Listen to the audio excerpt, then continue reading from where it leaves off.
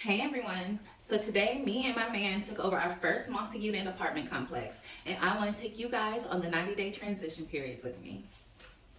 Prior to the takeover of the multi unit, I made sure that I drafted up new leases. I created, edited, and refined a community policies addendum, and I just put together a whole informational folder for our residents to review once I met them. Okay, so one of the things I did to prepare for the transition is I made sure that I connected with the previous property manager. I made sure that I found out about all the tenants, all the problem tenants that she had, any things that were commonly occurring, things that were issues for her that she felt like were issues, and any basically how she handled her business. What did you do after rent checks? What did you do when people called you to put in a maintenance request? I just wanted to kind of know how she was operating things, just so I can know how much of an adjustment that the tenants would have when I was going to be taking over. So once she informed me of the things that she thought were issues, I went back over my community policies. I made sure that I fine-tuned them. I made sure that I addressed anything that she said was a issue for her. So once we take over, the residents can already kind of know what to expect from us going forward. So some of the main issues that she stated were basically some of the residents will pay rent a few days late, and this is because these are kind of low income efficiency apartments. So a lot of the residents may be on disability or social security, and they don't get their check until maybe like the third of the month. And so how we're going to combat that, we'll probably have rent due on the third and late on the sixth, just to kind of make it easier for them, because we don't want to set the expectation at one thing and just charge these people late fees that they cannot even afford.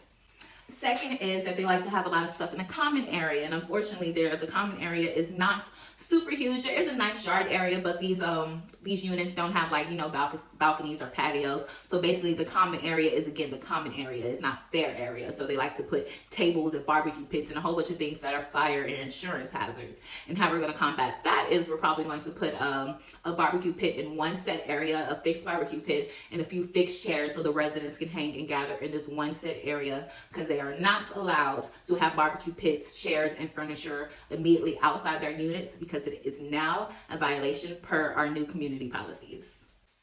Another thing that I think will be a big transition for them is that they're basically spoiled. The previous property manager states that they will call her sometimes at 12 a.m. because they have locked themselves out of their apartments. So that will be no longer, I will not be getting, if I do get calls at 12 a.m., it's better because there's a fire or someone died or just an actual emergency, and you getting locked out of your unit or losing your keys as an adult is not considered an emergency to me. So what we'll be doing to combat that is, first of all, after 5 is after hours. After 5, if you lose your keys, that is your responsibility to call a locksmith, and any damages that occurs once you're trying to get into that unit, you will be responsible for. And if you lose your keys or are locked out before 5 p.m. on Monday through Friday, then we will come out and change your locks. But we will charge you $25 to change those locks. So implementing those fees and making it more of the tenant's responsibility will, I'm sure, cut down a lot of the calls and the issues with losing keys and having to change locks repeatedly.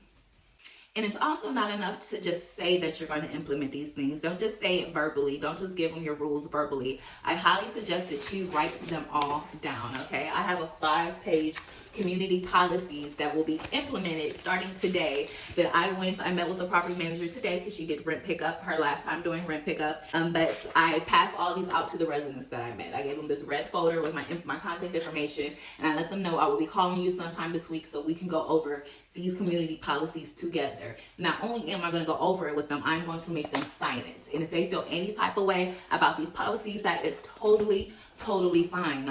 Let me know that you are giving your 30 days to vacate, and you can vacate. And it's really, again, that's a part of the transition period. We want people in our property that are going to respect our property, that are going to appreciate the upgrades that we are going to be doing, and going to appreciate us improving the quality of living. So this is day 1, and I'm going to keep you guys posted on the 90-day transition. So just stay tuned with me. If you have any questions, drop them in the comments, and let's do it.